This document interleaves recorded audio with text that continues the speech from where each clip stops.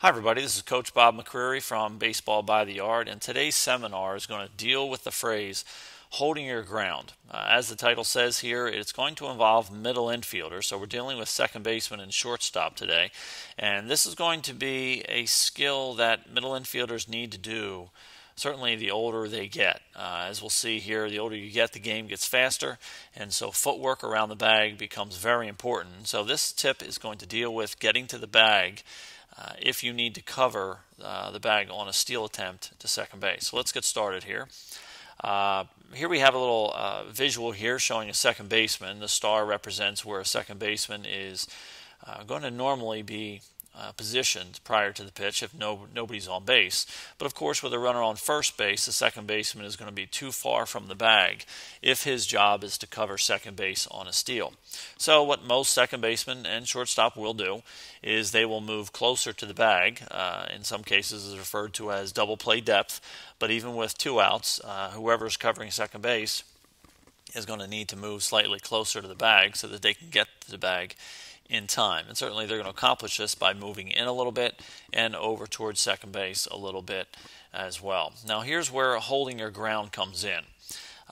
Basically the timing of the steal attempt and getting to the bag is such that if the second baseman takes off running towards second base immediately when he sees the runner take off from first base, certainly that's going to get him to the bag. However, if the ball happens to be hit to that side of the field, meaning the second base side of the field, the second baseman is going to be way out of position. And so the second baseman has a dilemma here. If I stay in my position and wait for the ball to be hit, then I'm going to have a tough time getting to the bag, particularly when the catcher's arms get better as they get older. But if I break to the bag immediately when I see the runner take off, then I'm leaving a huge hole on the right side of the field, making it easier for even a weak ground ball to make it through to the outfield. So the dilemma here for the second baseman is, how do I accomplish both? Now, many second basemen just pick one, and usually the one that they pick is, my priority is to get to the bag in time. I'll take my chances that the batter's not going to be able to hit the ball to that side of the field on purpose, and if he does, you just tip your hat to them and you move on. But there is a way to accomplish both things. Both things meaning the ability to hold your ground on the pitch and get to the bag after the pitch if you need to get to the bag on a particular steal. So here's how a second baseman and even a shortstop would accomplish this. It involves moving forward in order to hold your ground. Now, a lot of people, when they hear the phrase hold your ground, that's sometimes interpreted by the infielder as to stay put and don't move until the ball crosses the hitting zone. After the ball crosses the hitting zone, if the ball is not hit, then the fielder darts to the bag. However, there's a better way to do that so that I can not only hold my ground a little bit better, but also get to the bag in time as well. You can see by this green line here that the fielder is going to be moving forward slightly, a few steps. Now this occurs immediately when the second baseman recognizes that the runner has taken off on a steal.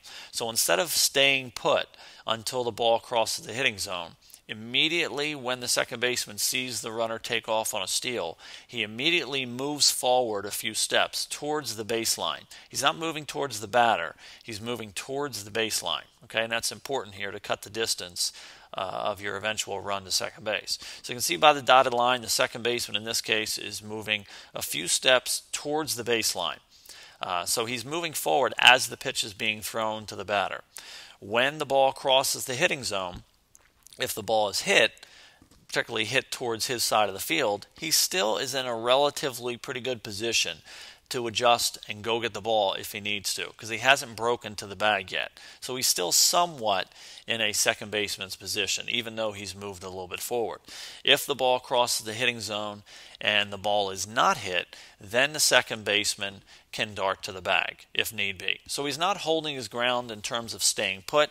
He's moving forward on the pitch, and then if the pitch is not hit, he then is breaking to the bag. Now let's superimpose the previous slide, and we'll take a look at the two distances that the second baseman needed to cover. In the solid red line, that's the old position where the second baseman was when he held his ground and stayed put and did not move forward on the pitch. The solid green line represents the dart to second base when he is moved forward first. And you can see by the distance of the lines here, the solid green line is shorter than the red line.